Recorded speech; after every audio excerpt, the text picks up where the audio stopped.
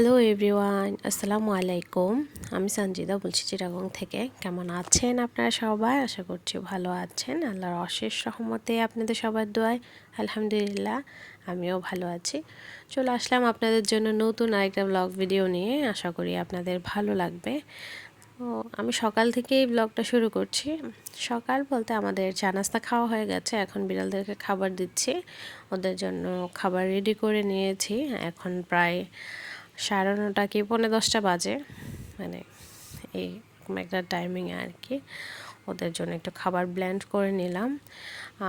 জানি না আমার বিড়ালরা 3-4 দিন যাবৎ খাবার একদমই কম খাচ্ছে, এটা কেন আসলে আমি বুঝতে পারছি না। কিন্তু তারপরেও আমি আমার দিক থেকে বেস্টটা করার ট্রাই করি আর কি। তো অল্প কিছু কাপ বাটি এগুলো ছিল, আমি সেগুলোই ধুয়ে নিচ্ছি। আমার মানে আছে না যে কিচেনটা নোংরা হয়ে থাকলে ভালো লাগে না, বিশেষ করে মানে বেসিনটা।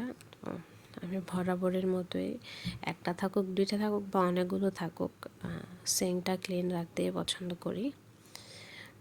আমি এটা ক্লিন করে নিচ্ছি। আসলে আমি খুব মানে যে কোনো কাজ আর কি তাড়াহুড়ো করে করছি আজকে। আমার একটা কাজে যাওয়ার আছে, মানে একটু বের হতে হবে, তো যার কারণে আমি সব কিছু একদম তাড়াহুড়ো করে করছি। মানে আছে না যে মানে একটা দৌড়ের উপরেই আছি। জীবন যদি সুন্দর করতে হয়, ভবিষ্যৎ সুন্দর করতে হলে বর্তমানে অনেক স্ট্রাগল করতে হয়। এটা আসলে সত্যি কথা। আমরা যদি না করতাম বুঝতে পারতাম না। আলহামদুলিল্লাহ, আল্লাহ দুটা ছেলে সন্তানের মা বাবা করেছেন আমাদেরকে। অনেক দায়িত্ব আমাদের মাথায় এখন। তো চিন্তা করি যে ছেলেদের ভবিষ্যৎটা যেহেতু সুন্দর হয়, সিকিওর হয়, কিভাবে কী করতে হবে সেই প্ল্যানেই থাকে সারাক্ষণ। মানে ওইটাই ভাবতে থাকি, ওইটাই করতে থাকি, এভাবে চলতে থাকে আর কি। যাই হোক, সেরকমই কিছু একটার জন্যই আমাদের বের হওয়া হচ্ছে বলতে পারেন। নিজের স্বার্থেই আমরা সবটা করছি, কারণ আমাদের সন্তানরা ভালো থাকবে, এটাও তো আমাদের একটা স্বার্থ, তাই না? অবশ্যই এটা আমাদের একটা স্বার্থ। তো স্বার্থটা যাতে সফল হয় ওইটাই চেষ্টা করছি আর কি। তো কিছু কাপড় ছিল, এটা ধুয়ে দিয়েছি। কিছু বলতে একদম খুবই অল্প, আর একটা কোরবালিশ, তো এটা একটু ক্লিন করে দিচ্ছি। আমি ছাদে এখন শুকাতে নিয়ে যাব আর কি। আমার কাপড় তো যা ছিল একদম সব ধুয়ে ফেলেছি। তো এখন প্রত্যেকদিন যা যা হয় আর কি টুকটাক ওগুলোই আছে। আর আমার সেনাবাহিনীরা দেখছেন তো, আমাকে একদম উৎপেতে আছে যে আমি কখন তখন ওরা এদিক দিয়ে ফাঁকা পাবে আর দৌড় মারবে। তো এই একটা টেনশন আছে আর কি। ওরা যাই হোক, অল্প কিছু কাপড় দিয়েছি, বেশি না, একদম খুবই অল্প। আসলে এখানে একটা কোরবালিশ আছে তো তাই একটু বেশি লাগতেছে। আর গতকালকে বালিশটাও দিয়েছিলাম, আজকে কোরবালিশটা দিয়েছি। মানে একদম আলহামদুলিল্লাহ, এখন আমার বাসায় কোনো নোংরা জিনিস নাই, মানে একদম সব ক্লিন। তো এটা ভেবে আমার অনেকটা শান্তি লাগতেছে আর কি। এরপর নামাজ কালাম পড়ে বের হয়ে গেছে। আসলে খাওয়ার সময় হয়নি, কারণ ওখানে যে টাইমটাতে দিয়েছে আমি সব কিছু মিলায় আসলে কভার করতে পারিনি। আর মানে এত তাড়াহুড়া করছিলাম, আমি আমার নিকাপও হারিয়ে ফেলেছি।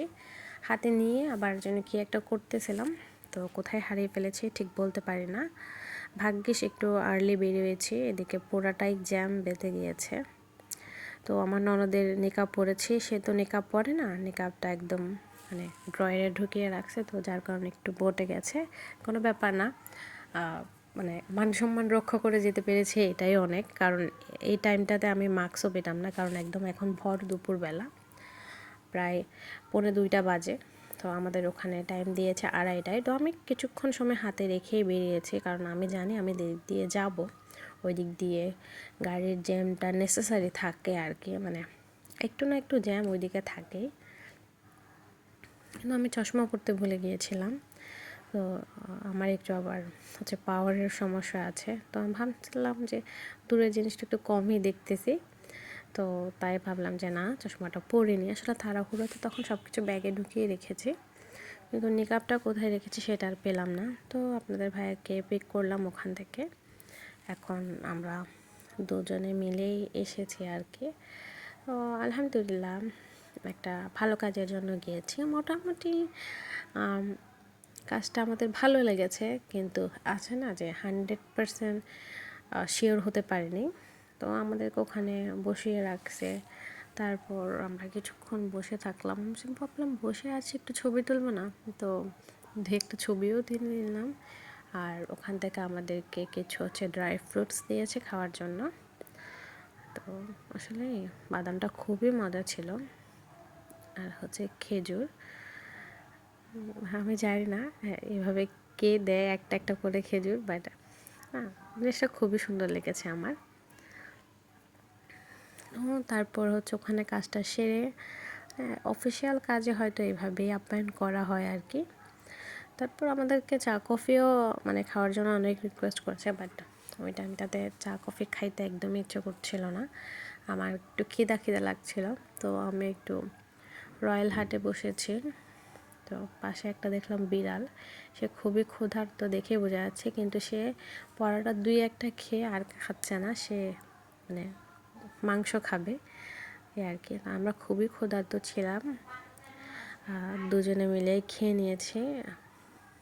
তো এখন বেরিয়ে যাচ্ছি খেয়ে দিয়ে, এখন সোজা চলে যাব বাসায়। এখন প্রায় আসরের আজানের শেষ সময় হয়ে গেছে। তো এসে একটু ছাদে গেলাম গাছগুলোকে পানি দিতে।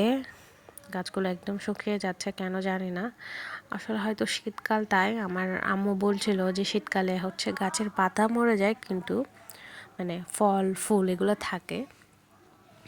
কিন্তু এখন একদম সন্ধ্যা হয়ে গেছে, পানি দিয়ে কিছুক্ষণ আমি রেস্ট করেছি। আর আমার রুমের অবস্থা দেখেন। তো আমি ভাবলাম যে আগে একটু বেডশিটটা চেঞ্জ করে রুমটা একটু গুছিয়ে নিই। তো যেমন বলা তেমন কাজ, সুন্দর করে রুমটা একটু গুছিয়ে নিলাম, বেডশিটটা চেঞ্জ করে দিলাম জাস্ট।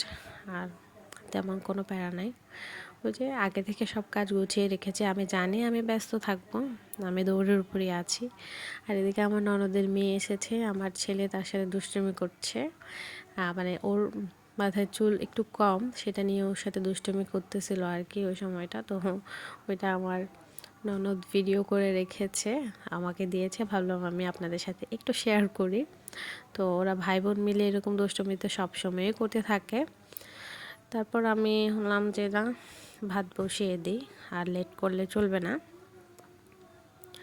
অনেকটা বেলা হয়ে গেছে। আমি আসলে বেডরুম গোছাচ্ছিলাম, তো তো সেটা করতে করতে দেরি হয়ে গেছে। আমার ভুল হয়েছে যে আমি ভাত বসিয়ে তারপর রুম গোছাতে যাওয়া উচিত ছিল।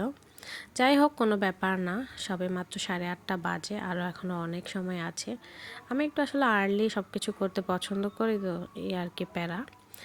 তো দেখতে দেখতে ভিডিও শেষ পর্যায়ে চলে আসলাম। আমার ভিডিওটা ভালো লাগলে অবশ্যই একটা লাইক কমেন্ট শেয়ার করে দিবেন। আর আমার কিটেনগুলা যাদের বাসায় গিয়েছে, ওরা আমাদেরকে একটু একটু ভিডিও পাঠিয়েছে, ওদের কীভাবে ওয়েলকাম করেছে সেটা আমি আপনাদের সাথে একটু শেয়ার করলাম। অনেকেই আমার কাছের মানুষ আছেন আমার পরিবারের, যারা আমার ভিডিও দেখেন, ওরা জিজ্ঞাসা করছেন যে বিড়াল বাকিগুলো কই। তো বাকিগুলো আমি আসলে সবগুলো তো রাখা সম্ভব না, তাই ওদেরকে নতুন নতুন ফ্যামিলি দিয়েছি আর কি। মাশাআল্লাহ, সবগুলো ফ্যামিলি ভালো। তো আমার ভিডিওটা ভালো লাগলে অবশ্যই একটা লাইক কমেন্ট শেয়ার করে দেবেন। আমার চ্যানেল নতুন হয়ে থাকলে আমার চ্যানেলটা সাবস্ক্রাইব করে আমার পাশেই থেকে যেতে পারেন। আজকের মতো সবার কাছ থেকে বিদায় নিচ্ছি। সবাই ভালো থাকবেন, সুস্থ থাকবেন, আমার পরিবারের সকলের জন্য দোয়া রাখবেন, আমার বিড়ালদের জন্য দোয়া রাখবেন। আল্লাহ পাক যেন ওদেরকে ভালো রাখে, সুস্থ রাখে। আজকের মতো বিদায় নিচ্ছি। টাটা, আল্লাহ হাফেজ, আসসালামু আলাইকুম।